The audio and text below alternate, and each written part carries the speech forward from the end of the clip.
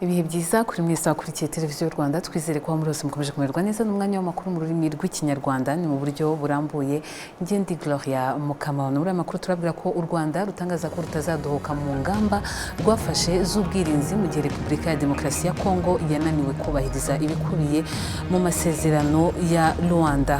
Mu yandi makuru kandi turaza kubabwira yuko ishyirwa mu bikorwa ry'intego ziyemejwe z'umuryango wa Afurika y'Iburasirazuba ari kimwe mu byagaragajwe nk'icyatanga umusaruro mu iterambere ry'akarere ka Afurika y'Iburasirazuba. Ubuziranenge ho haravugwa yuko RSB yihanangiriza ibigo by'amashuri bigishyira peteroli mu mafunguro y'abanyeshuri. Maze kandi kumenya hari uburyo twinjira muri weekend. Uyu munsi turi kumwe n'umuhanzikazi ukunzwe cyane ubimazemo n'iminsi itari mike, ni Knowless. Tuguhaye ikaze.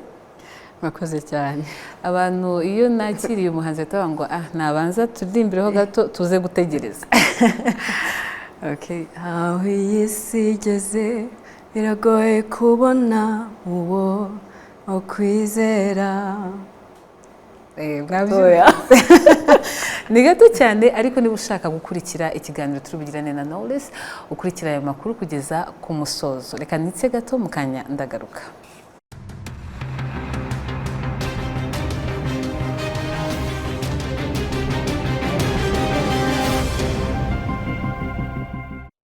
Nongeye kubaha ikaze muri aya makuru. Abagize inama y'ubutegetsi ishami ry'umuryango w'abibumbye ryita ku biribwa bagiranye ibiganiro na Minisitiri w'Intebe w'u Rwanda Edouard Ngirente. Ibiganiro byibanze ku guteza imbere amakoperative y'abagore n'urubyiruko akora ubuhinzi. Reka tubibaze Kwizera John Patrick yafatanyije na Byron Ndayambaje. Andreas von Brand niwe wari uhagarariye iri tsinda ry'abagize inama y'ubutegetsi ishami ry'umuryango w'abibumbye ryita ku biribwa PAM. Avuga ko iri tsinda ryasuye ibikorwa bitandukanye birimo imishinga y'ubuhinzi n'ubworozi, inkambi z'impunzi, ndetse banibonera uburyo gahunda yo kugaburira abana ku mashuri irimo gutanga umusaruro. We have discussed the findings of our mission. Twaganiriye ku byavuye mu rugendo rwacu twagize mu ntara y'Amajyepfo. Twasuye amakoperative y'abahinzi n'aborozi, twasuye inkambi z'impunzi, ariko kandi dusura n'imishinga y'ubuhinzi. Hari imishinga igitangira n'imishinga minini. Hamwe rero na Minisitiri w'Intebe twagize amahirwe yo kuganira ku kamaro ko kugira uruhererekane mu by'ubuhinzi, kwihaza mu biribwa, uburyo kwihaza mu biribwa bikwiye kwitabwaho na za minisiteri zitandukanye, birumvikana zirimo iy'uburezi, ubuhinzi n'ubworozi na Minisiteri y'ibikorwa by'ubutabazi. Ikindi kandi twishimiye mwagezeho ni gahunda yo kugaburira abana ku mashuri. School feeding program. Minisitiri w'Ubuhinzi n'Ubworozi Dr. Mark Cyubahiro Bagabe avuga kandi ko ishami ry'umuryango w'abibumbye ryita ku biribwa ari umufatanyabikorwa muri gahunda ya kabiri yo kwihutisha iterambere NST2. Basuye u Rwanda bajya mu majyepfo, bajya mu burengerazuba, bagarutse bafite ishusho y'igihugu cyacu nk'uko kimeze. Icyo ni icyambere. Icya kabiri ni imikoranire. Dufite ubufatanye na World Food Program, nyine ni executive board yabo. Nk'uko bamaze kubabwira, dufite imikoranire muri gushyira politiki yacu mu bikorwa. Twaba tuva kuri NST2 na PST ya gatanu, ubwo ni program y'ubuhinzi n'ubworozi ya gatanu. Mu byo dufatanya rero twaganiriye cyane cyane no gufasha amakoperative cyane cyane y'urubyiruko n'abagore mu gufasha kubashakira amasoko. Muzi ko World Food Program ari isoko rikomeye cyane, ibyo kurya byo bagura babitwara hirya no hino bagaburira impunzi muri kano karere. Hari amakoperative bagiye batubwira rwose bagiye bakorana nayo. Icyo gihe bituma wundi muri koperative ari umugore ari urubyiruko abona igiciro kijyanye n'umusaruro gikwiriye. Bafasha no mu kohereza ibintu mu mahanga, cyane cyane nk'ibyo kurya by'abana. Muzi ko dufite uruganda rwa African Improved Foods. World Food Program ni imwe muri company zibagurira zikabyohereza hanze hirya no hino. Ikindi twaganiriye n'ibyo bavuze tuziho, dufatanya nabo mu bijyanye ni program ni politiki yacu yo kugaburira abana ku ishuri. Kandi yagize umusaruro, abana bameze neza, bafite ubuzima bwiza. Byatumye n'abana basubira mu mashuri, nk'umwana akavuga ati ntabwo nibwo ku muhanda, nk'uko nyakubahwa Minisitiri w'Intebe yahoze abivuga aganira nabo. haganiriwe kandi ku bufatanye bugamije guteza imbere ikoreshwa ry'ibikoresho bigezweho mu buhinzi bijyanye n'imiterere y'ahantu.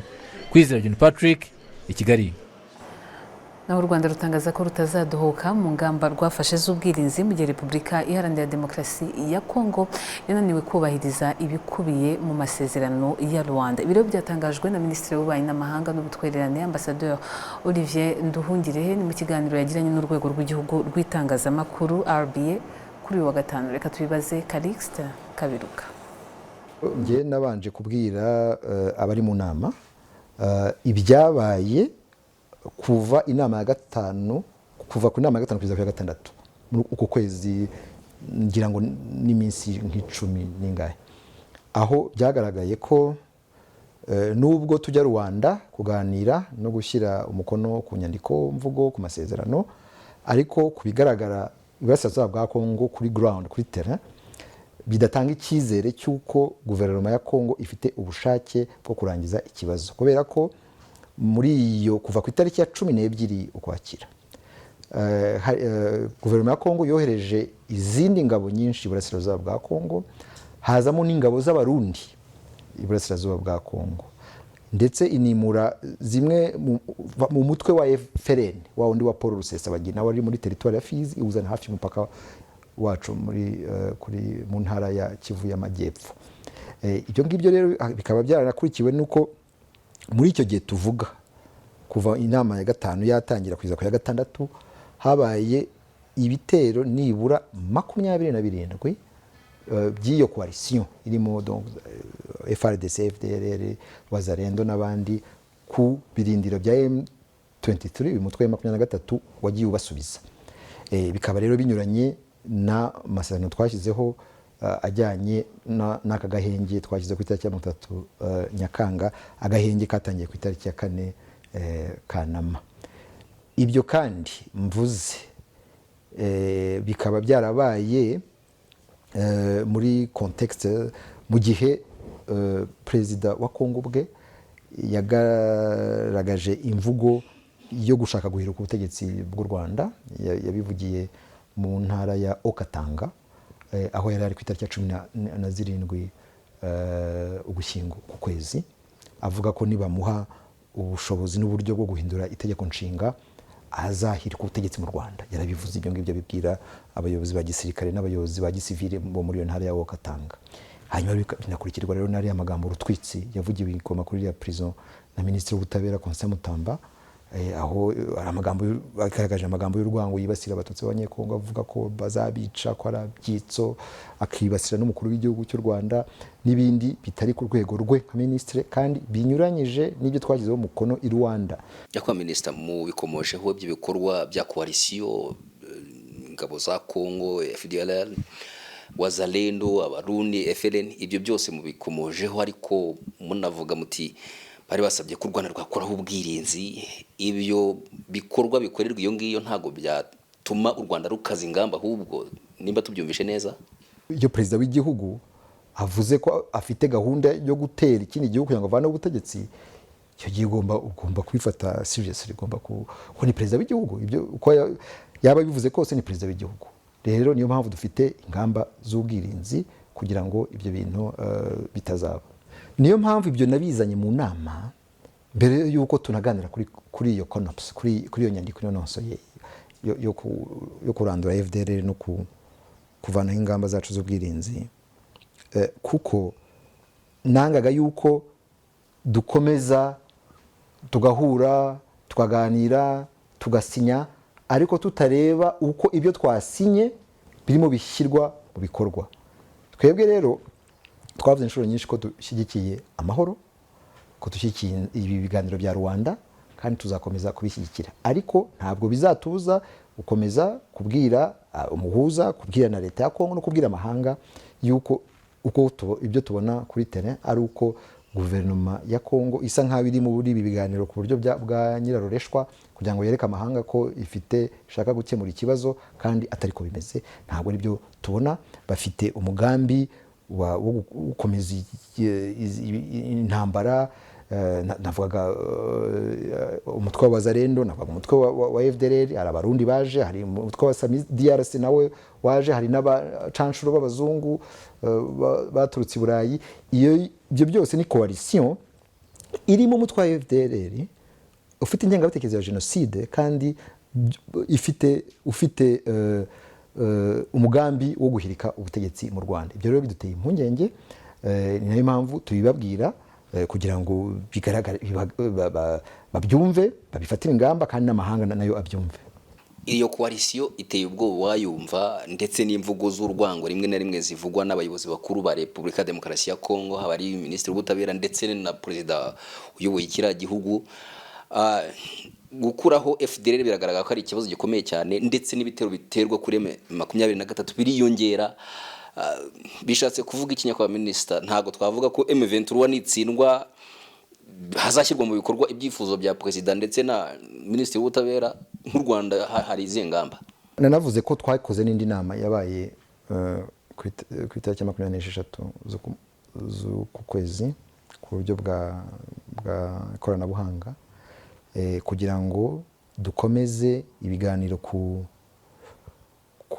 masezerano, ku mushinga w'amasezerano hagati y'u Rwanda na Kongo, harimo n'icyo kibazo wari uvuze cya M23, kubera ko iyi CONOPS navugaga ikemura mu nyandiko ku rupapuro ikibazo cya FDLR, kurandura FDLR n'ikibazo cy'ubwirinzi, kuzikuraho.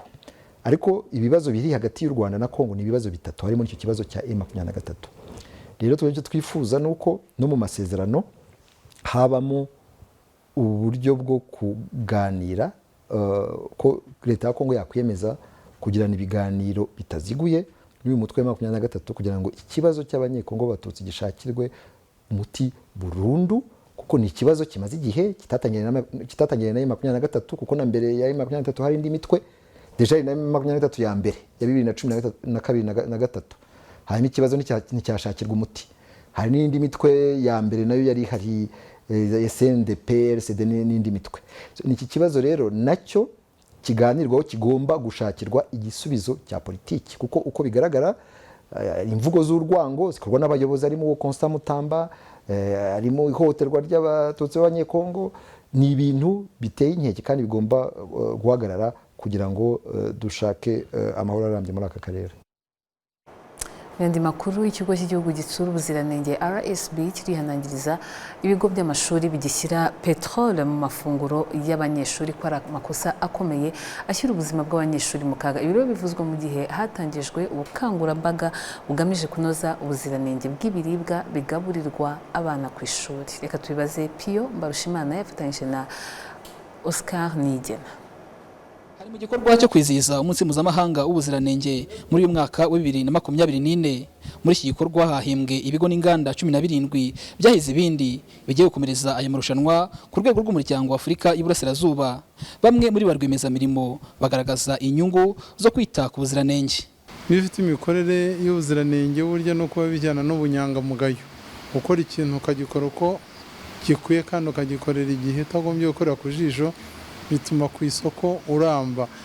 Muri iki gikorwa hatangijwe ubukangurambaga bugamije kwita ku mafunguro agaburirwa abana ku bigo by'amashuri ku nsanganyamatsiko igira iti tunoze ubuziranenge bw'ibiribwa, dushyigikire ubuzima bwiza n'uburezi bufite ireme kuri bose. Rimo Murenzi, umuyobozi mukuru w'ikigo cy'igihugu gitsura ubuziranenge, yaciye akarongo kuri bimwe mu bigo by'amashuri bikigaburira abana amafunguro arimo peteroli. Ayo ni amakosa akomeye, kuko peteroli nk'uko mubizi ifite ibindi yagenewe, ntago yagenewe kugira ngo ishyirwe mu biribwa. Ntago peteroli ishobora gukoreshwa mu kurinda abana indwara, ahubwo yongera ingaruka nyinshi ku buzima bwabo. Mwagiye mubyumva mu binyamakuru aho bavuga ibiribwa byatumye abana barwara, ndetse bishobora no kuviramo bamwe na bamwe urupfu. Ubu rero dukoranye n'inzego zitandukanye turifuza kwerekana neza ayo mabwiriza, ibyo bagomba kwitondera kugira ngo ubu noneho duhashye ikijyanye n'izo ngaruka nahoze mvuga. Guverineri w'Intara y'Amajyaruguru Mugabo Gahunde Maurice yashimangiye ko inzego z'ibanze zigiye gufatanya na RSB mu kugenzura ubuziranenge cyane cyane ibigo by'amashuri. Niyo mpamvu twashyizeho ubwo bugenzuzi, tukareba, tugahera cyane cyane kuko ibiribwa bibikwa, ariko hamwe n'iyi porogaramu dutangije na RSB ubu biradufasha noneho kurengaho kuva mu murima, ubugenzuzi bukorwe kuva mu murima kugeza ibyo biryo bigeze ku isahani y'umunyeshuri nk'uko mwabisobanuriwe, aho hose tumenye ko umwana koko afashe n'ifunguro rimugira akamaro kandi ryujuje ubuziranenge. Kugeza ubu abana barenga miliyoni 4 baragaburirwa hirya no hino mu bigo by'amashuri. Iyi ni gahunda ishyizwemo imbaraga na guverinoma y'u Rwanda, aho muri mwaka w'ingengo y'imari yashyizemo miliyari zisaga 90 z'amafaranga y'u Rwanda. Mbarushimana Pio, Televiziyo Rwanda, Inkumba mu karere ka Burera. Naho ikigo BK Group PLC kiravuga ko cyungutse arenga miliyari 69 zisaga z'amafaranga y'u Rwanda mu mezi 9 ya mbere y'uyu mwaka wa 2024, bingana n'inyongera ya 26 n'igice kimwe ku ijana. Ibirongo byagizwemo uruhare n'ubucuruzi bwagenze neza muri banki ya Kigali, imwe muri sosiyete za BK Group PLC. Reka tubibaze Placide Nyirinshuti yafatanyije na William Evans Mutabazi. Umusaruro wa sosiyete zose zishamikiye ku kigo BK Group PLC wagenze neza, ariko bigizwemo uruhare rukomeye na banki ya Kigali yazamuye umutungo wayo ku kigero cya 14.7%. Dr Diane Karusisi, umuyobozi mukuru wa banki ya Kigali, asobanura ko banki yabo yarabonye umusaruro mwiza bifitanye isano nuko ubukungu bw'igihugu bwari buhagaze muri rusange. Ubukungu bw'igihugu bwifashe neza, tuzi ko ubukungu bwagiye buzamuka, bigaragaza ko ubukungu bumeze neza mu Rwanda. Nicyo gituma natwe tubona ko yo ubukungu bumeze neza, abantu baracuruza bagashobora no kwishyura za banki. Dr Uzier Ndagijimana, umuyobozi mukuru w'ikigo BK Group PLC, asobanura ko bizeye ko bazakomeza kubona umusaruro mwiza mu gihembwe cya nyuma cy'uyu mwaka bitewe n'imiyoborere myiza ya sosiyete zabo ndetse n'iterambere ry'abikorera. Leta yashyizeho uburyo bwiza buteza imbere urwego rw'abikorera. Twizera ko mu gihembwe cya nyuma cy'umwaka nanone tuzakomeza kugira umusaruro mwiza. Ikigo BK Group PLC gihurije hamwe amasosiyete atandukanye arimo banki ya Kigali, BK General Insurance, BK Tech House ndetse na BK Capital Limited. Ibigo byose byungutse arenga miliyari 69.7 z'amafaranga y'u Rwanda mu mezi 9 ya mbere y'umwaka wa 2024. Ni mu gihembwe cya gatatu cy'uyu mwaka turimo, ni ukuvuga mu mezi 3 kuva mu kwa 7 kugeza mu kwezi kwa 9 muri uyu mwaka bungutse arenga miliyari 21.9 z'amafaranga y'u Rwanda. Ubucuruzi bwakozwe na banki ya Kigali yonyine bwatumye umutungo wayo wiyongera ku kigero cya 14.7%. Inguzanyo zatanzwe na banki ya Kigali kandi ziyongereyeho 15.7%, bigira uruhare rukomeye mu kwihutisha iterambere ry'abikorera. By'umwihariko intego ya banki ya Kigali no gushyigikira abikorera ku giti cyabo, cyane cyane abakora ubucuruzi buto n'ubuciritse bushamikiye ku buhinzi n'ubworozi. Muri uyu mwaka abari muri urwego bahawe inguzanyo ibarirwa agaciro ka miliyari hafi 30 z'amafaranga y'u Rwanda. Intego akaba ari uko umwaka utaha 2025 hazatangwa inguzanyo irenga miliyari 100 z'amafaranga y'u Rwanda nk'uko byemezwa n'ubuyobozi bw'ikigo BK Group PLC. Placide Nyinshuti, i Kigali. Mu yandi makuru, ishyirwa mu bikorwa ry'intego ziyemejwe z'umuryango wa Afurika y'Iburasirazuba ni kimwe mu byagaragajwe nk'icyatanga umusaruro mu iterambere rya Afurika ry'akarere ka Afurika y'Iburasirazuba. Reka tubibaze Adams Kwizera yafatanyije na Izabayo Emmanuel. Mu nama yo ku rwego rwo hejuru yahurije hamwe abaminisitiri mu bihugu bigize umuryango wa Afurika y'Iburasirazuba, yabimburiye abakuru b'ibihugu, umunyamabanga mukuru w'umuryango wa Afurika y'Iburasirazuba Veronica Nduva yagaragaje ko nubwo hari kwizihizwa imyaka 25 uyu muryango ushinzwe, hakwiye gushyirwaho uburyo buhamye bwo gushyira mu bikorwa amwe mu mahame remezo y'uyu muryango. We are undertaking deliberate strategies to deepen political cooperation among partner states on governance. Twashyizeho uburyo bw'ibiganiro mu rwego rwo gushimangira ubufatanye mu bya politike hagati y'ibihugu binyamuryango, ahanini mu nzego z'imiyoborere n'umutekano. Kandi muri iyi nama twagiye tubona bimwe mu bihugu byiyemeje gutanga umurongo ufatika kuri ibi. Rero ni ngombwa cyane ko akarere gateza imbere ikoranabuhanga ryo ryitezweho kuzamura ubukungu buhuriweho na bose, kandi bikagira n'uruhare mu guhanga udushya. Umunyamabanga leta ushinzwe ubutwererane bw'akarere ka Afurika y'Iburasirazuba muri Minisiteri y'Ububanyi n'Amahanga, Retired General James Kabarebe, yagaragaje ko bishoboka ko ayo mahame ashyirwa mu bikorwa igihe cyose ari ubushake bwuzuye ku bihugu binyamuryango. Progress has indeed been made in implementing the customs union and common market protocols. hari iterambere ryagezweho mu gushyira mu bikorwa ihuriro rya za gasutamo ndetse n'amasezerano y'isoko rusange bishimangira intego y'umuryango wa Afurika y'Uburasirazuba nka rimwe mu masoko abundikiye ubukungu bwa Afurika, ariko ubuhahirane hagati y'ibihugu nyamuryango byo bikaba bikiri hasi, aho bigaragara ko hakenewe ubushake ndetse n'ubushobozi mu gutsura uko kwihuza, cyane ko imbogamizi zirimo nko gukuraho imisoro ndetse n'ibishamikiyeho biri mu biganza byacu kandi bigomba gukemurwa.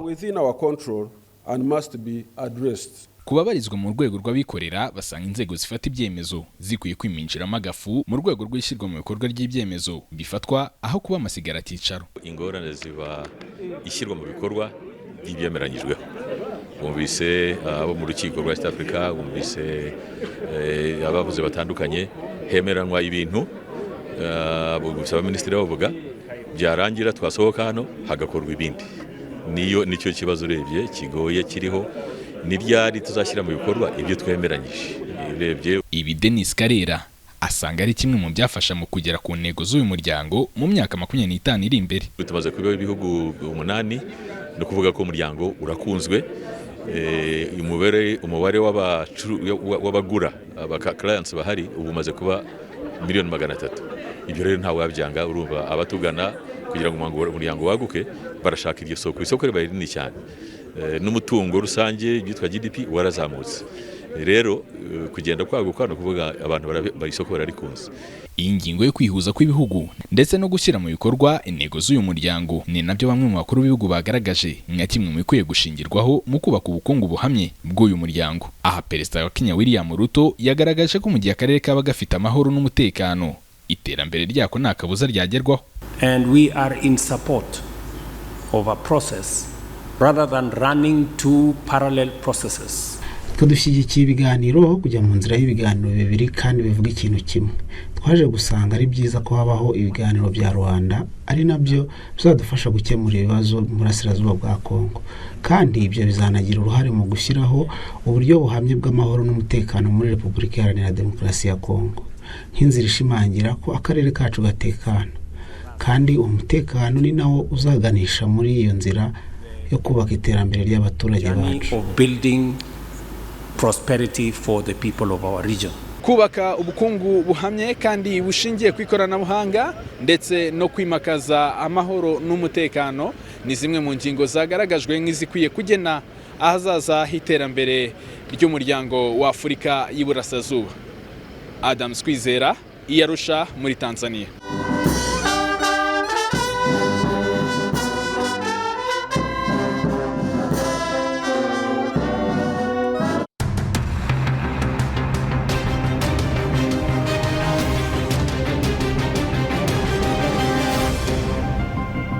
Urwego rw'igihugu rw'ubugenzacyaha RIB rwo rwerekanye abagabo babiri bakaba bakekwaho ibyaha byo kwinjiza magendu mu Rwanda ndetse n'ubufatanyacyaha muri iki cyaha. Aba bagabo, umwe ni umucuruzi undi ni umushoferi, baherutse gufatanwa ibicuruzwa bifite agaciro ka miliyoni zirenga 200 z'amafaranga y'u Rwanda binjije mu gihugu mu buryo bw'amagendu. Francine Umutesi yafatanyije na Byron Dayambaje. Ibicuruzwa byafashwe byiganjemo ibyuma bitandukanye by'imodoka, spare parts, amasabune n'amavuta yo kwisiga yangiza uruhu azwi nka mukorogo n'ibindi bitemewe, nk'uko umuvugizi w'urwego rw'ubugenzacyaha RIB Dr Thierry Murangira abivuga. Aba bagabo bombi bakaba bakurikiranyweho ibyaha bibiri, icyaha cyo kwinjiza magendu mu Rwanda ndetse n'ubufatanyacyaha kuri icyo cyaha. Bakaba barafashwe binjiza magendu mu gihugu. Ibintu bikaba byarafatiwe ku mupaka wa Rusumo bagerageza kubyinjiza mu Rwanda. Byafashwe amakarito 300 ya spare parts, biriya byuma by'imodoka, nari amavuta yo kwisiga ndetse na ziriya nkweto. Ibyo rero bimaze gufatwa, iperereza ryarakomeje kuko ntabwo wakeka ko uwafatiwe ku mupaka ari byo bintu byonyine yari afite. Iperereza ryarakomeje hafatwa na biriya bindi yari yarahishe muri store.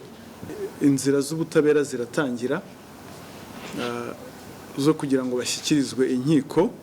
Bafungiye kuri station ya Rusoro ndetse dosiye yabo ikaba yamaze gushyikirizwa ubushinjacyaha.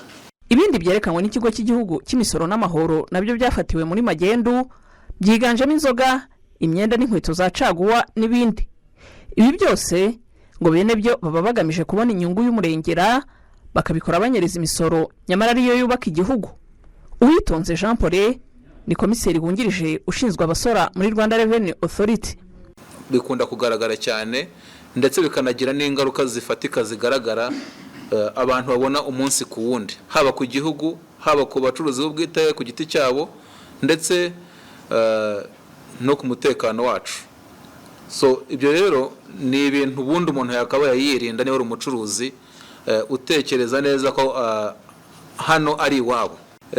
Kubuzi ko ubucuruzi uri gukora hari abarara amajoro babungabunga ubwo bucuruzi kugira ngo ubashe kubukora, umutekano uboneke. Hari abaguzi baza kugura ibyo bintu bagomba kuba bafite ubuzima bwiza cyangwa ubuzima bakoze neza. Wangiza ugafata inzoga y'inkorano ukayibaha, umuntu akabyuka umwe yahumye, undi yapfuye, undi yarwaye. Ese ninde uza kuguhahira umunsi ukurikiraho? Yarayabonye yenda ryo guhemuka, ariko mu by'ukuri hatarimo no kureba kure. Yaba polisi y'u Rwanda, urwego rw'ubugenzacyaha RIB n'ikigo cy'igihugu cy'imisoro n'amahoro bibukije abanyarwanda by'umwihariko abacuruzi ko magendu imunga ubukungu bw'igihugu ikanadindiza iterambere ryacyo, kandi ko abayikora batazihanganirwa. By'umwihariko polisi y'u Rwanda yihanangirije abafatanwa magendu bagashaka no guha ruswa abapolisi. SP Rutikanga Boniface ni umuvugizi wa polisi y'u Rwanda. Gusanga umupolisi uri ku kazi kuba hembwa mu cyo ukamubwira ngo genda umucuruzi mfite imitungo myinshi itangana nayo hembwa, none ukumva kutahagari kutabazwa. Ibyo tubimenyere mu bindi bihugu aho wumva umucuruzi ahabwa tretema idasanzwe akarindwa no mu manyanga ye. Twebwe mu Rwanda no, uzabibwira umupolisi azagutera ipingo aho ngaho ku muhanda. Ibi bicuruzwa byafatiwe ku mupaka bigiye kwinjizwa mu buryo bwa magendu bifite agaciro ka miliyoni zisaga 200 z'amafaranga y'u Rwanda, byagombaga gusoreshwa miliyoni 77 z'amafaranga y'u Rwanda. Hansine Mutesi, Televiziyo y'u Rwanda, i Kigali. Reka tubabwire nanone kandi ko abagore bo mu ntara y'Amajyepfo bemeza ko bakomeje kwihuta mu iterambere babikesha amahirwe bashyiriweho na leta. Ni mu gihe abagore bahagarariye abandi mu nama y'igihugu y'abagore biyemeje gukomeza gushyira imbaraga mu bijyanye no kongerera ubumenyi n'ubushobozi bagenzi babo kugira ngo bashobore kwihuta mu cyerekezo cya gahunda ya kabiri y'igihugu yo kwihutisha iterambere izwi nka NST2. Reka tubibaze Consolate Kamagaje. Abagore bo mu ntara y'Amajyepfo ubabona mu bikorwa bitandukanye by'iterambere byiganjemo iby'ubuzima, ubuhinzi, ubucuruzi n'ibindi. Tumaze kubona ubuyobozi bwiza biba ngombwa ko ndeba kure, nkagenda nkagura ishyamba nkarigura aho ndibonye, haba mu karere ka Nyaruguru, Gisagara, Huye ndetse na Nyamagabe. Aho mbonye ishyamba ndarigura. Tubigisha gutera ku murongo, bituma umuntu arondereza ifumbire n'imbuto ikaba nkeya, imirimo iragabanuka mu kazi ko kuyibagara, kandi bigatuma byongera umusaruro ushimishije. Mu nama nyunguranabitekerezo yahuje abagore bo mu Majyepfo barebeye hamwe uruhare rwabo mu kwihutisha iterambere ry'igihugu. Abitabiriye iyi nama bagaragaza ko kuba abagore bari mu mirimo ndetse no mu nzego zitandukanye bakwiye kongererwa ubumenyi n'ubushobozi bwo kubafasha kunoza ibyo bakora. Ntabwo umwana azaba muri karisiye atiga. Hari abagore bafite ubushobozi, basobanukiwe impamvu umwana agomba kwiga, basobanukiwe impamvu umuryango ugomba kubaho udafite amakimbirane, ngo areke kubishyira mu bikorwa. Numva rero ko twubatse ubushobozi rwose kugera kuri iriya porogaramu bizashoboka. Minisitiri w'uburinganire n'iterambere ry'umuryango w'Imana Console yijeje aba bagore ko nubwo nta ngengo y'imari yihariye igenerwa n'inama y'igihugu y'abagore, mu gihe cyose bakeneye ubufasha mu bijyanye no kubongerera ubushobozi bazabibafashamo. Ku kibazo cy'ingengo y'imari igihe cyose babikoze neza nicyo nababwiye bakabizamura nta rwego na rumwe rutashyigikira ibikorwa biba bigomba gukora. Hari n'ubwo leta ishobora kutabona ubwo bushobozi ariko nk'uko tubizi abafatanyabikorwa nabo bagira uruhare rwinshi mu gufasha. Ntekereza ko byanze bikunze ibyo abagore bazaba bapanze neza bakabitegura bikaza mu nzego zifata ibyemezo bikajya muri budget, ubushobozi buzaboneka. Abagore bitabiriye iyi nama biyemeje kurushaho gufasha abaturage mu bijyanye no guteza imbere imibereho myiza y'abaturage, babakangurira ahanini gukumira no kurwanya ihohoterwa ndetse no guca ikibazo cy'abana bata amashuri n'igwingira ry'abana. Consolate Kamagaju mu karere ka Huye.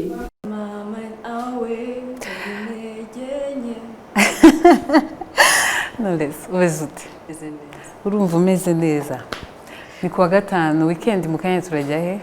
Turajya nguhaye ikaze nanone mu makuru. Uri umwe mu bahanzikazi abantu bashobora kuvuga ngo umazemo iminsi kandi wagiye utuma benshi nanone bavuga ngo ariko siko ibintu bishoboka. Ibanga ni irihe? Se ibanga ni irihera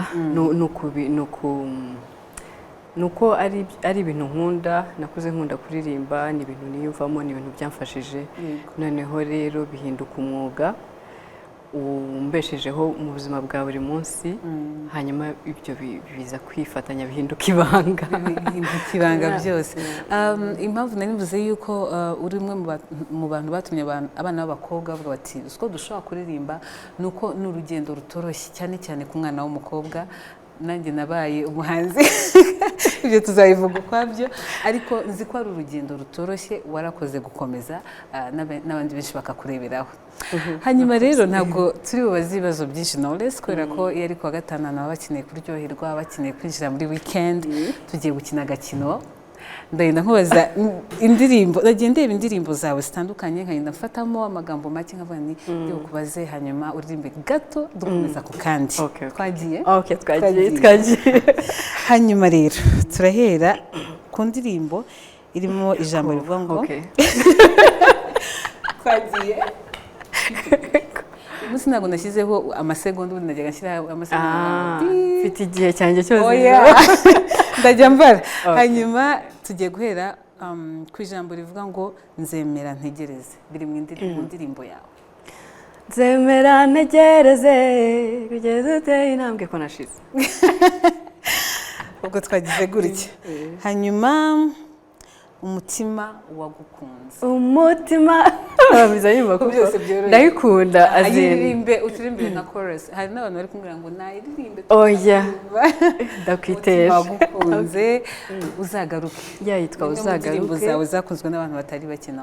Yego iravuga ngo umutima wagukunze ntaho wagiye uracyahari, nagerageje kukwikuramo kenshi ariko biranga. Uzagaruke. Aha, hari n'indirimbo iyo nta nubwo ari ijambo riri mu ndirimbo gusa nk'uko nagiye mfata ijambo nkareba nko muri chorus, ni na titre y'indirimbo yakunzwe iri mu ndirimbo zawe za mbere ho, ninkureka ukagenda. Iyi yo ntabwo ndabizi ko uhita uyimenya nyine kubera ko biroroshye. Iyi ngiyo nayo urayituririmbiraho gato, hanyuma hari n'ikibazo nza kukubaza nyuma y'aka chorus gaturirimba. Ninkureka ukagenda, ese niki kimbwira ko uzagaruka amahoro uvi ugiye. Ninkureka ukagenda, ese niki kimbwira ko utazabona undi maze ukanyibagirwa. Ninkureka ukagenda. Ni indirimbo washyize hanze ikundwa na benshi, ni wowe uri bunambwire uko bayakiriye n'abayakiriye cyane kurusha abandi. Ni indirimbo irimo ubutumwa bwihariye, iha icyubahiro cyangwa se igaruka ku bijyanye n'ubundi n'amateka yacu, ariko agaruka ku ngabo z'igihugu cyacu.